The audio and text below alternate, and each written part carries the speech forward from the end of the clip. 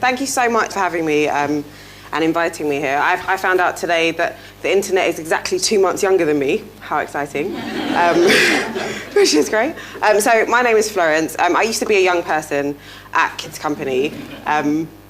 Yeah, my age. Anyway, so yeah, I used to be a young person at Kids Company. I'm still a young person, kind of. It's my 25th birthday on Saturday, so I'm a bit kind of... I'm aging, no. So I came to Kids Company. I'd run away from my home because it was, pretty abusive. I was kind of sleeping rough, got into a hostel for kind of drug abusers and victims of domestic violence. And that's when I heard about Kids Company.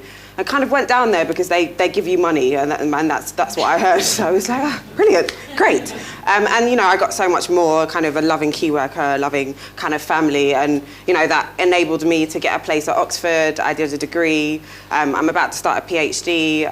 I was a teacher for about 1.5 years, kind of gave that up to do my PhD, but will go back at some stage. So, child poverty is something I know a lot about from working at Kids Company at the moment and kind of going through it myself. So that's kind of why I'm standing in front of you. I thought I'd give that brief introduction before you were like, what are you talking about? Who are you?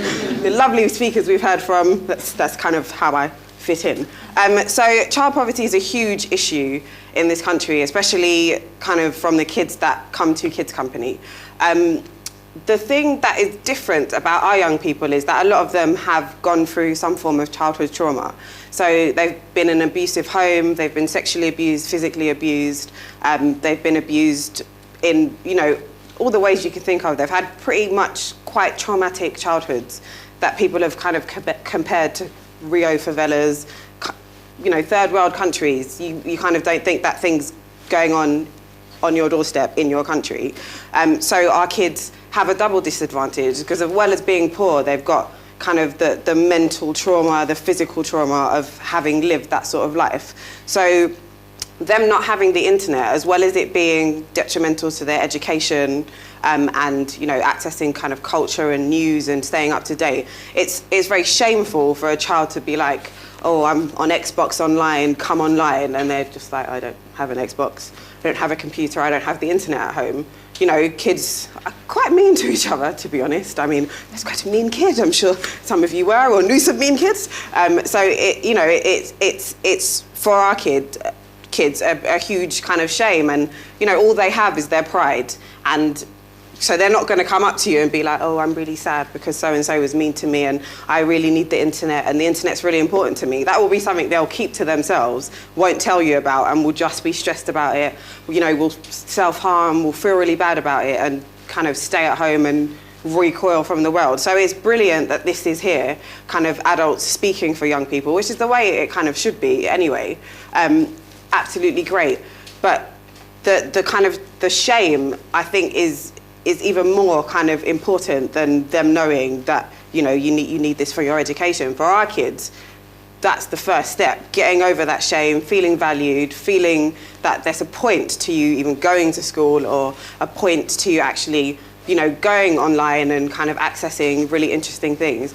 I kind of, when I got to Oxford, didn't have a computer, didn't have a laptop, and that's a very competitive environment on many levels. So, I already was at a huge disadvantage, as I was when I was at school, at college. It was most apparent, when I cared, because Oxford I cared. I really cared about kind of where I was placed.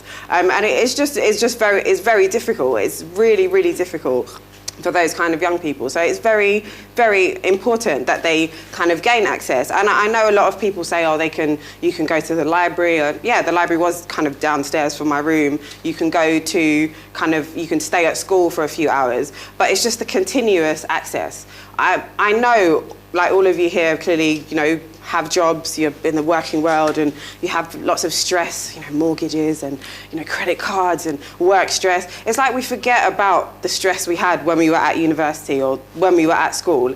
That is a very, how many lessons the kids have to go to a day? It's just tiring to think. The amount of hours they have to stay attentive, the amount of stuff that they have to do. It's very exhausting, considering they have to sleep many more hours than we do and fit a life around that. Oh, it's crazy. So anything that can kind of help those young people is a good thing.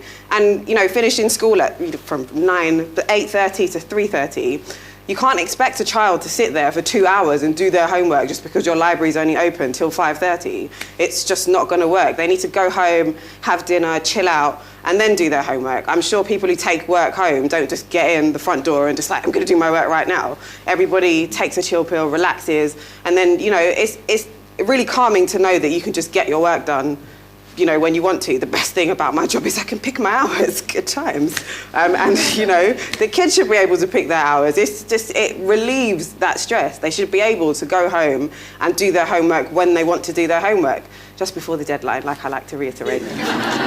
Not after, but before. So having the internet at home is such an important thing. Child poverty is a massive issue, a huge issue, but that is something that can have a huge impact on so many kids, and in such a profound way, a way that they kind of won't even realise. So this campaign is so important on an educational level, on a poverty level, on a kind of children feeling valued and like, you know, they're part of the world, they're part of society, because that's a huge thing. You kind of feel, you know, people look at you weirdly on the street and like, what is that person up to? And, you know, they move their bags away from you and that sort of thing. I mean, a lot of these young people feel very disconnected from society, and being able to kind of access current news, to know what's going on. I learned a lot about North Korea over this Christmas.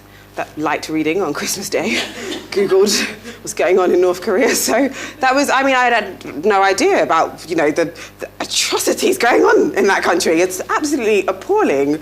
And, you know, the media, you know, the TV scratches the surface, but being able to do my hours and hours of research into kind of the charities and the campaigns, even at, you know, my age, I was like, you know, this is, we need to do something about this. Definitely, forget the nuclear weapons, let's just invade now, let's do it. So, you know, being 25, you know, I still get that feeling, and I still love the fact that I have the internet just at my fingertips. So just imagine what an amazing effect that will have on someone, you know, much younger than me. So thank you so much for inviting me to come and speak to you, and so much for doing such an amazing kind of worthy cause to add to what Kids Company are trying to do. And, you know, we'll fight the world together. Thank you.